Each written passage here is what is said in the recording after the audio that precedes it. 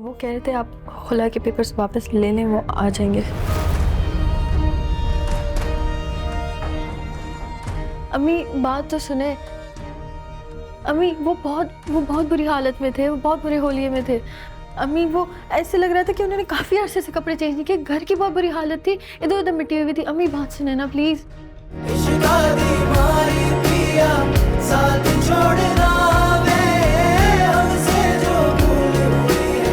कुछ तो भूलना। अब नहीं हो सकता सुमेरा, सब कुछ बहुत पीछे रह गया और वक्त बहुत आगे ले गया। वक्त जितना भी गुजर जाए आपको साथी की जरूरत होती है। सिर्फ कैसी बातें कर रही हो? जवान बच्चे हैं मेरे, तब बड़ा बेटा, जवेरिया की शादी मैं करा रही हूँ, तुम मेरी शादी की बात कर रही हो। हाँ तो बच्चों का सामना कैसे करूँ? सेवा देखो, बच्चों की शादियां होती जाएंगी, वो अपने अपने घोंसले बनाते जाएंगे, लेकिन इस सब में तुम कहाँ? तुम अकेली रह जाओगी। अकेली ही रह जाऊंगी, लेकिन इज्जत तो रहेगी ना बच्चों की नजरों में। कौन सी इज्जत? कैसी इज्जत? जब दीन ने आपको सहूलत दी है तो माशरे के नाम निहाद इज्जत के लिए ना ले।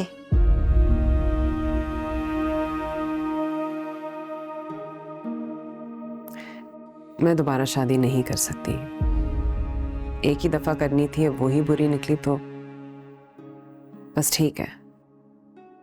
दोबारा जुआ नहीं खेल सकती मैं,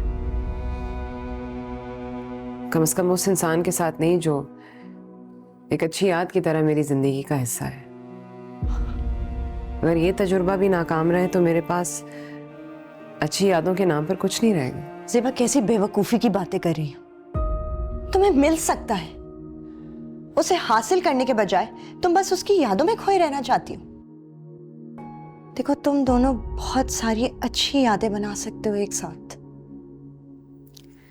पता है, मैं और जमाल उस दिन बैठे थे तो सुबह अंदर आया, अपने बेटे के सामने पानी पानी हो गई।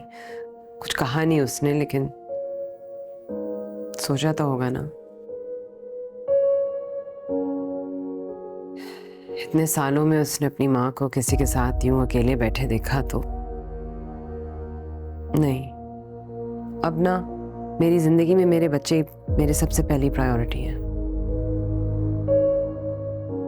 मेरी जात पीछे रहे वही बेहतर है, क्योंकि मैं खुश हूँ, हम खुश हैं इस नए घर में। जवेरिया की शादी के साथ इतने अच्छे घर में हुई है, सुबह की जॉब अच्छी जा रही है, जोया तानिया पढ़ रहे हैं, और मैं चाहती हूँ कि अब मैं उनके करियर पे फोकस करना, उनको कुछ बनाना है। करियर हो जाएगा, तुम सब सेट कर दोगी उनके लिए, उनका करियर भी सेट हो जाएगा, लेकिन उसके बाद क्या?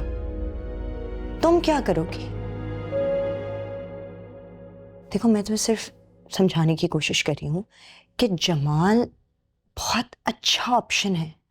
अगर तुम उसे कंसिडर करती हो तो तुम्हारे पास अपना घर होगा, तुम किसी पे डिपेंडेंट नहीं होगी, प्यार करने वाला शौहर होगा। प्लीज, जब जिंदगी तुम्हें एक और चांस दे रही है, then why not?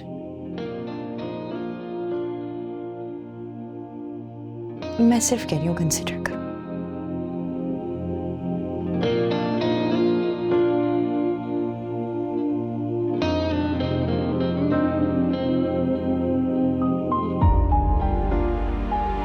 जमाल भाई आए थे मेरे पास, वो कह रहे थे कि तुमसे शादी करना चाहते हैं।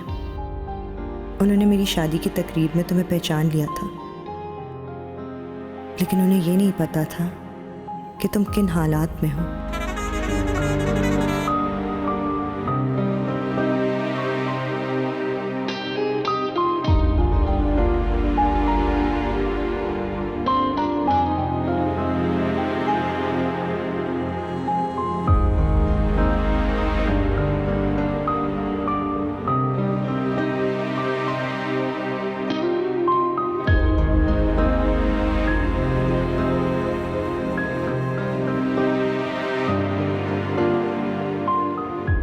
ज़ेबा, मैंने जमाल भाई को बता दिया है कि तुम आज भी उनसे मोहब्बत करती हो और तुम्हें मलाल है उन्हें ना पाने का।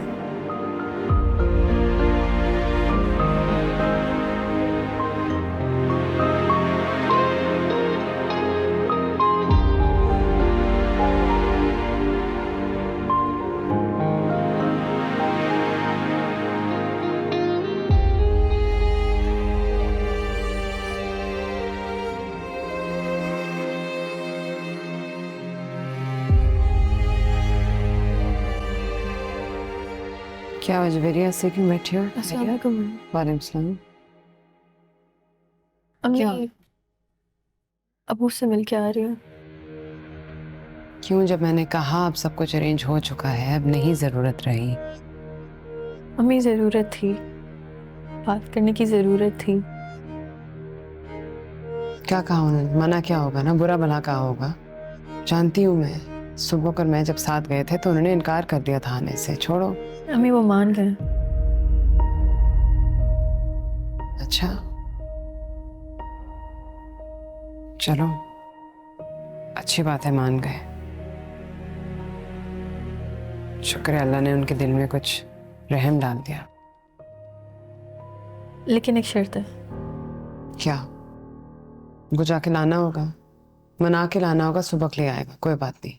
और अगर उनको पैसे भी देने पड़े तो पैसे दे देंगे, कर लेंगे, फिक्र नहीं करो।